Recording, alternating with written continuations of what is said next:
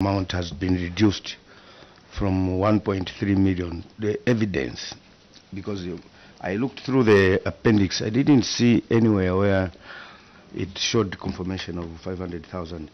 Then these projects, more especially project 1 and 2, the reason for non-implementation is that there's encumbrances on the site of the market, which the Right Honourable was actually asked about the provision as to why you provided amount of money when you had no land.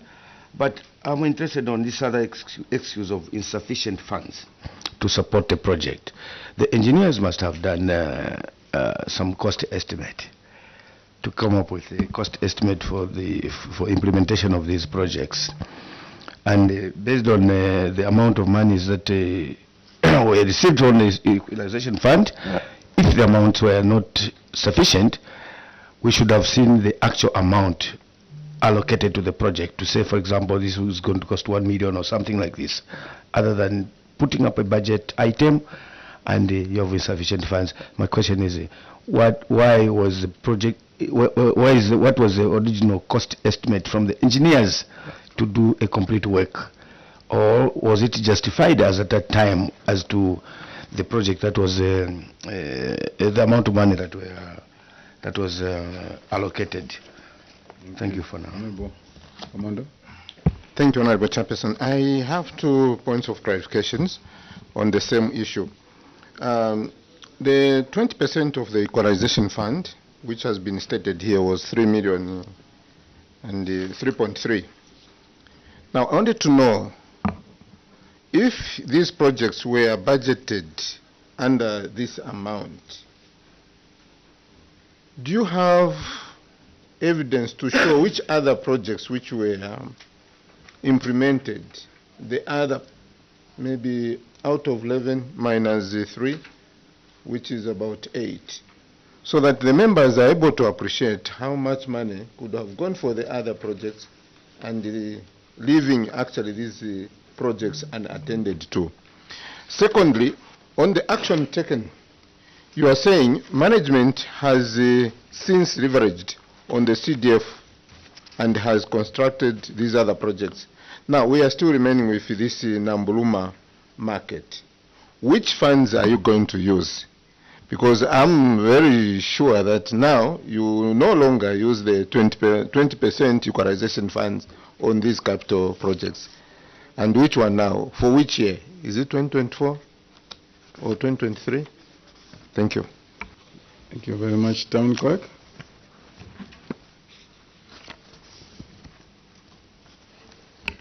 Thank you, Chair. I wish to respond to the clarification sought by honourable members. I'll start with the question by Honourable Simumba as to which one comes first, the budget provision or the availability of the land. Chair, I wish to submit to the committee that at the time of preparation of the budget, we had been advised through the local leadership to say there was land that was identified for the setting up of the market, and that is why the provision was made in the budget.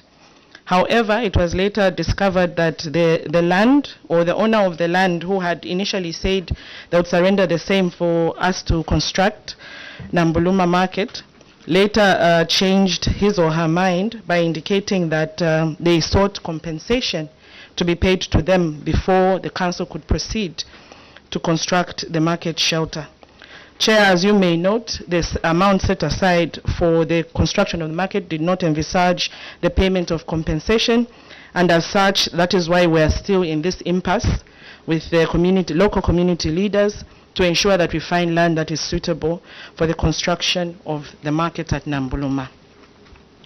With regard to the question from Honourable Dr. Mwanza, on explanation of the difference between the amount that was observed by the auditors and the amount that we have clarified it as in our response.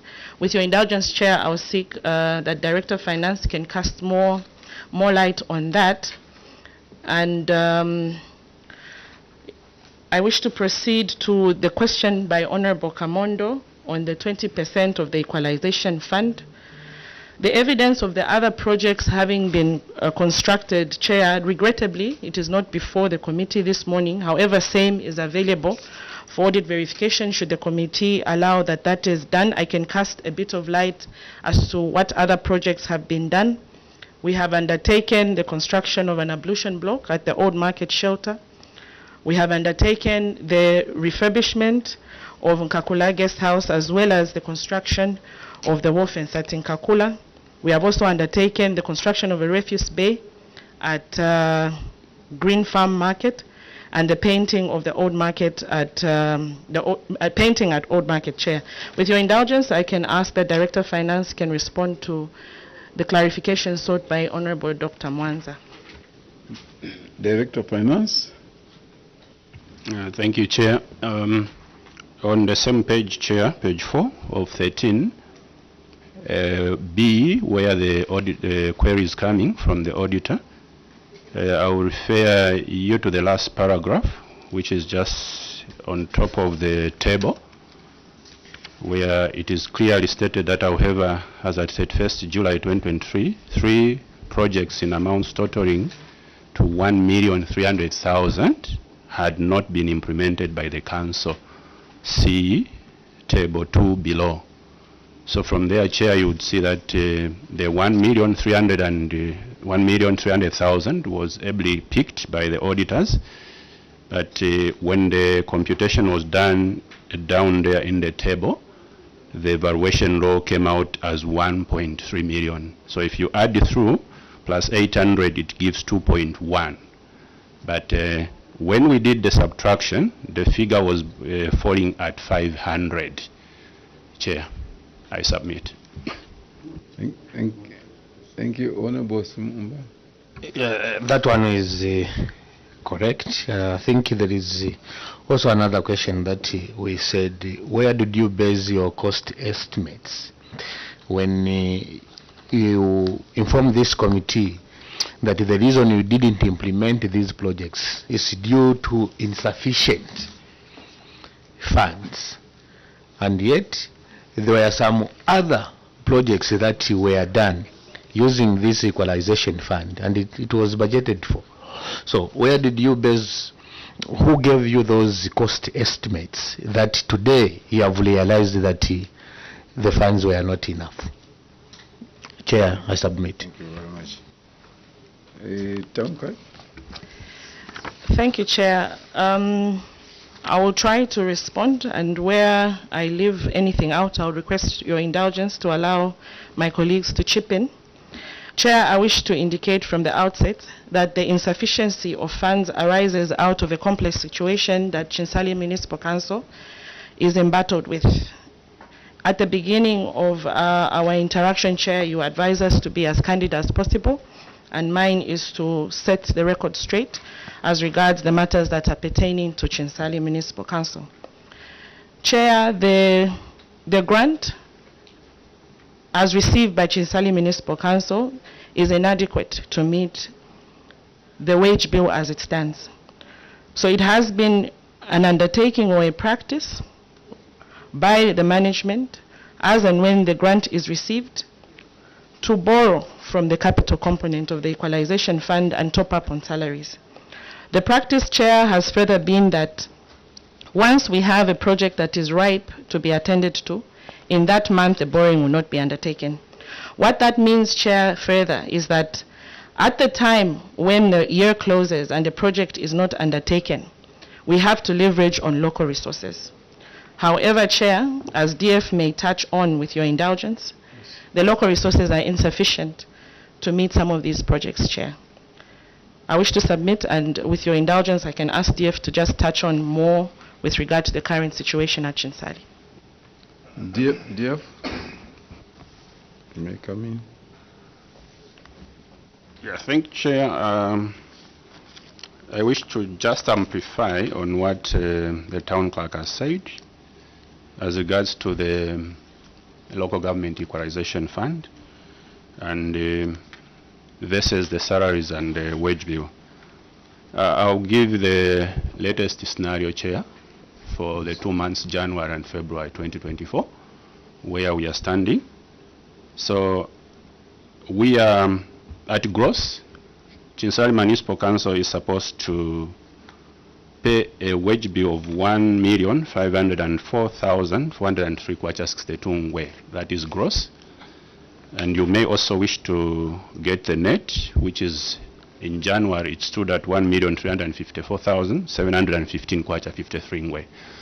Now this is against a local government equalization fund for January. We received 1,115,000.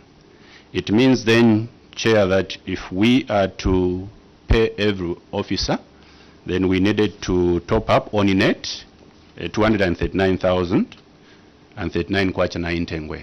If we are to pay at gross, it will be a top up of 389,403 kwacha 62 ngwe. This is on salaries only, without other routine operation cost. So it means then that, Chair, your council will only be there to pay salaries and not providing other municipal services. But that is not the case, Chair. Maybe you may also wish to note how much then do we collect per month in terms of revenues. I'll give you the projection for 3 years, 2021, 2022, and 2023. For 2023, the council roughly gets, on average, from 2021 to between 250,000, and the highest is 600,000 of revenue collected, so monthly, yes. So if you remove the top-up normally that goes up almost every month, you may find that we are left with, on average, 200, between 200 and 300 as monies that should be spent on these other services. In some months, you find that it becomes even difficult. Like I would give you, the month of February came with increments of salaries for all the officers, well appreciated to the government, and also for our civic leaders, which were increased at 100%. That pushed our net wage bill from 1.3 in January to 1.6, which is 1,614,668. It meant then that the deficit moved also up. On net, a top-up should have been now 556,385 if we are to pay all the officers at net. If we are to pay at gross, it went to 716,356.88, way above the revenues that our municipal is currently collecting. So when you look at that, Chair, in brief, those are some of the challenges your council is actually facing. But we are not sitting idle. I'm sure our honorable from Nakonde would agree with me, because he has the feel of Chinsali Municipal, the CBD and the district, and it cannot by far compared with Nakonde, because it is actually developing, though it be a municipal. But we will get there, Chair. We are not, the hope is not all lost. We are working tirelessly. I wish to submit at this point, Chair. Thank you very much. Honorable Nyombose. Chair, it's a different question. Yes. I would like first to sympathize with the situation in Chinsali. I understand very well, Chair, having worked with them in the councils. The first question, Town Clerk, if you have a bloated labor force, have you made suggestions to have your own structure that you think that can be sustained without losing the status of a municipality, that you can suggest to the Commission maybe to look at your particular case? Chair, my question is on page 7. Page 7. Yes, Chair, the question is Appendix 9, irregular use of accountable interest. Chair, the council used 29,775 kwacha to procure goods whose value could be easily ascertained on the market, contrary to the regulations. The question, Chair, is, at the time of audit, they failed to avail documents to support the interest that they used. The first question to the town clerk is, why did you use the interest to procure goods whose values could easily be ascertained on the market against the regulation? Number two, Chair, of interest is that it is a custom that when auditors visit councils to check on how they are accounting themselves to regulations, especially on financial matters, the councils do not avail auditors information. Immediately auditors leave the councils. When these councils are about to come to this committee, the documentation or evidence resurfaces. And I want to believe that because it is becoming a culture and a custom, they just fabricate these documents. Because I don't see how credible officers can fail to show auditors the evidence when they visit them.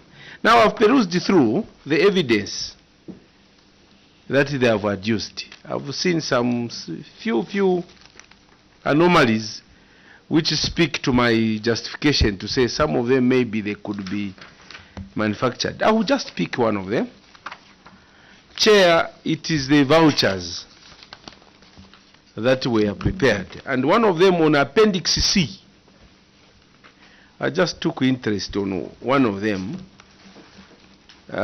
paid to Iraq Piri, dated 26th June 2022. Appendix C, it is a second voucher, I'm very sure. I will not deal with the receipts due to time. There are a lot of issues on the receipts. Some of them, they were using invoices instead of cash sale. So I just talk of the voucher. And this particular voucher, they prepared it on 27th of June 2022. It was prepared by Mwinga, 23rd of June 2022, 3 dates. On top of that, 27, the one prepared it, he writes 23rd of June 2022. Then it was authorized by someone on 23rd of June, just as the person who prepared. Then it was checked by designation AA on 23rd of June. The voucher in question, Chair, it was approved by the town clerk in May.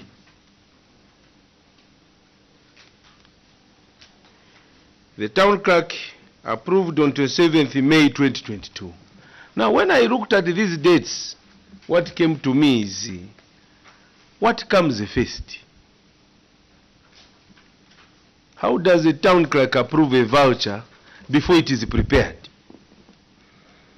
So I just wanted to set record, town clerk, that what is happening in the councils is not helping this country. If you start manufacturing documents, you get exposed the way this voucher is exposed. I don't know if yours is a different date. It's the same. I've never seen on earth an approval before it is prepared. And the one who prepared, Chair, 2 dates. The top date is 27th.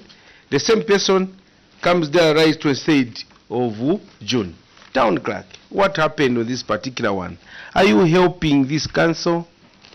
Or why do you shun auditors when you have an opportunity to engage them? Chair, I submit.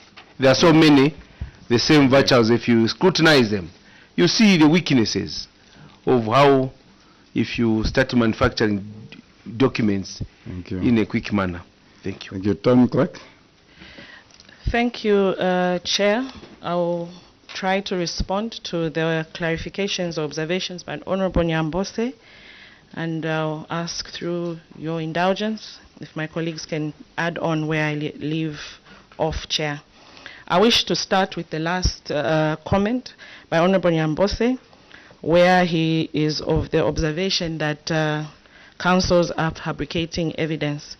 Chair, it is a practice of auditors, once they audit a document, they will run a red pen or whatever color pen across a document. And Chair, you will note that on that particular voucher that has been itemized or highlighted by Honorable Nyambose, it's indicating that the auditors looked at this voucher.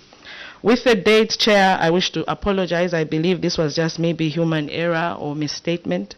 This is a document that is there and available for audit verification and not a fabrication. The next comment, Chair, I wish to respond to Honorable Nyambose is on his initial observation or clarification as to whether Chinsali Municipal Council has engaged the Local Government Service Commission on possible changes to the structure for Chinsali Municipal Council in view of the difficult situation it's currently operating under. I wish to indicate, Chair, that despite not having proof of the same before the committee this morning, we have been in constant touch with the Commission, and overall, we have been seeing the movement of staff in and out to ensure that key positions are kept filled whilst trying to manage the wage bill. With regard to the accountable interests, 29,775, there was a concern from Honorable Nyambose that we did not avail these documents at the time of the audit. Chair, I wish to restate our position that the concern of the auditors was not that these amounts were retired. The concern of the auditors was that these monies were used for stores items, Chair. And with that, Chair, I wish to indicate, to give some comfort to the committee, that this is a practice that we have stopped as a local authority. It seemed convenient at the time due to maybe our past relationship with contractors and suppliers in terms of giving them checks that would later maybe end up dishonored in view of the difficult scenario that the council is operating under. But to give comfort to the committee, Chair, this is a practice that has been curtailed, and going forward, this is not an observation that the Auditor General shall make. I submit, Chair. Thank you very much. Honorable Nyambose. Chair, thank you. It is well appreciated that even auditors failed to see the dates. Such omissions speak volumes. That's how I understand. It can't be a coincidence that you have different dates of approval, even as a town clerk. When a document comes to your table, you are able to know, as you put the dates there, you are able to see the dates of the voucher. Because it comes to you and it passes through the treasurer. So to miss the trail, to me, it speaks volumes, and we should not underrate this. This is a practice that we should all guard against and stop doing. So I expected an apology that was unreservedly given. So I accept that. But I wanted to find out how many people have been approving these vouchers and what is their status. When you go through these vouchers, Chair, one of them is GN Njakwira, a voucher dated 29th, is it September or August? September 2022, approved by JN Njakwira on behalf of the town clerk, no signature. And if auditors, if you look at the other officers who have signed on the particular voucher, you will note their names are there and their signatures. This particular voucher, I wanted to see who is this person who was delegated. Is JN, what is this word?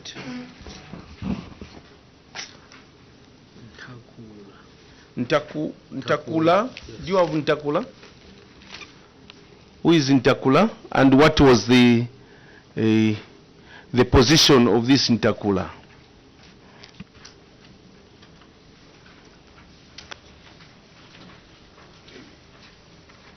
Thank you, Chair. GN in Tankula is Madam Gladys Ngoma Tankula, the Director, Human Resource and Administration, who is before the committee this morning or this afternoon, Chair. Usually the Director Admin or any other director would sign on the behalf of the town clerk should I be out of the office and that person is coordinating the affairs of my office, Chair. Madam Ntankula is before the committee this morning. Chair, allow me to do a follow-up. I appreciate that. That is a norm in the system governance. But Madam Ntakula, being a director, fails to sign what they have just put are initials or names. The particular voucher has no signature of Madam Ntakula. Is this the standard for Chinsali, or is this a professional standard for Chinsali, or how do you explain this? I haven't seen the signature. The rest were able to sign on the vouchers. And that is what motivated me, Chair, to say that I have a lot of questions on this particular question of the interest and how the vouchers were done. And I will not talk much because auditors also authenticated this process. But in understanding how, and I've worked in the system, the director was supposed to sign her signature than the initials or the name just put there. Thank you, Chair. Thank you very much. Thank you, Chair. Honorable Nambose is correct. The director was supposed to indicate her full name as well as endorse her signature on the voucher. Chair, at this time, perhaps we could just render an apology to say we need to be paying extra attention when it comes to the filling up of these forms due to the observations that have been made by the honorable member. I submit, Thank Chair. you very much. A bullet question? Yes, Chair. The last one, Chair, I'm sure because of time, on page 2, you failed to avail information on sale of plots to the auditors. After they left, this information is before this committee. I wanted to find out why didn't you avail this very important information to the external auditors, only to avail to us. And we don't know if this is the right information or not, because we are not on the ground. The people who are on the ground then, the external auditors, were not vanished with this particular information. Chair, I submit. Thank you. Town Clerk. Thank you, Chair. With regard to the observation by Honorable Simumba, the failure to avail information speaks to two types of observations, Chair.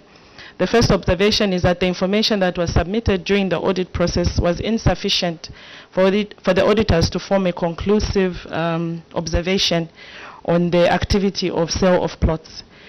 At the time of the audit, part of the information was availed and part was not availed. Chair, the part that was not availed is what has been also shared with the Office of the Auditor General as well as brought before the committee this afternoon.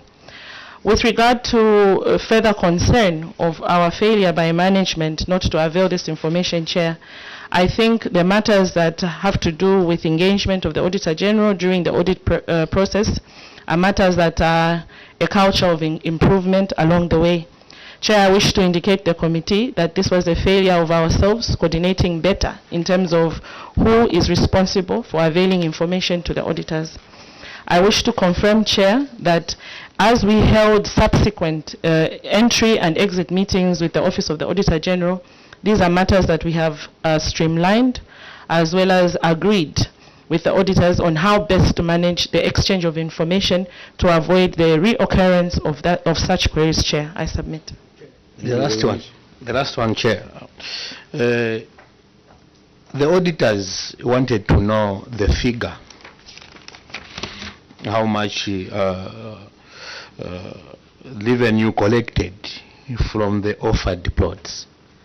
I would want to find out what was difficult then to give the external auditors the information about how many plots have been sold. If really you had the information in your database, I'm sure, Chair, when somebody wants a plot, the name is there, the figure is there, the amount and the size of the plot which a particular applicant wants. The information is with the council, but all that information wasn't availed to the external auditors. I would want to know who was keeping this information. Was he there, or what happened, so that maybe we can appreciate as a committee. Thank you. Yes, Honorable Nyambose. Chair, the last one is on page 12. Take note of Mumba's question. On page 12, Chair, I will just pick. Honorable Nyambose, that one was not supposed to be part of the submission in the first place. Oh, from here. Okay. Then, Chair, it's fine. Thank you very much. It's fine. Town Clerk, there's a question. Thank you, Chair. I wish to give a preliminary response, then I'll call upon Director Development Planning to give a more detailed response to Honorable Simumba's observation.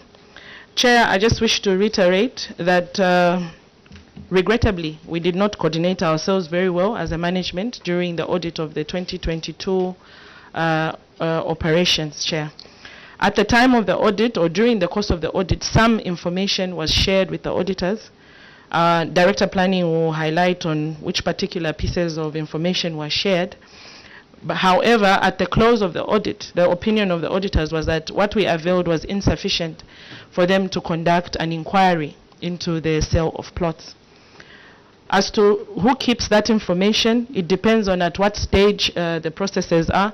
But the two departments that work with the sale of plots, or indeed the conveyance of plots, is Directorate of Planning as well as the legal unit under administration. With your indulgence, Chair, I will ask Director Planning just to shed more light. Director Planning. Thank you very much, Chair. Just like my town clerk indicated, of course, some information was availed to the auditors during the time of the audit. Of course, during the time of the audit, they requested for an advert as well as the database which was availed. But just like my TC indicated, I think that wasn't sufficient enough for them to conclude with an opinion. Thank you. Thank you very much. Chinsali Municipal Council, we want to appreciate your appearance. A few observations that you need to work as a team. You need to put your house in order. A few gaps that are existing here and there should not exist, because the core mandate of you local authorities to deliver development. We wish you well, even as we withdraw now the immunity that was conferred on you, and allow you to travel back to Chinsali. Thank you very much. Thank you, Chair. Thank you, honorable members. You're free to leave.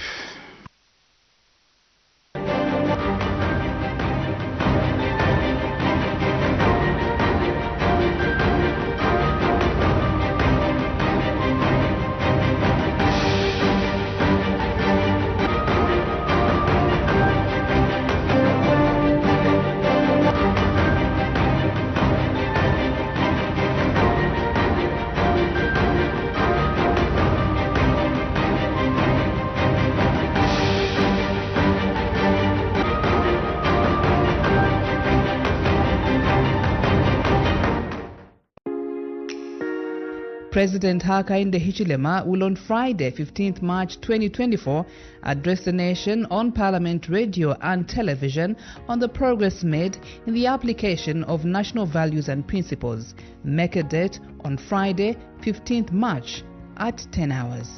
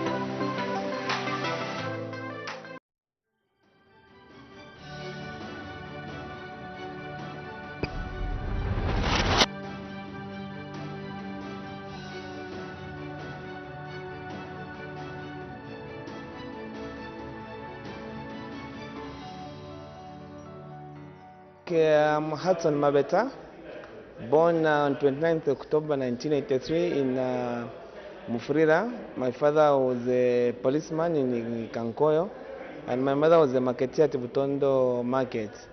So basically, I'm a Zambian, born by two Tongas who had settled in Mufrira.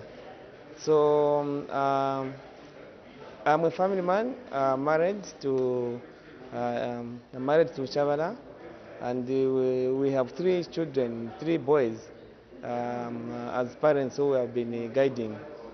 So basically, before joining politics, I was a banker. I worked for Barclays Bank.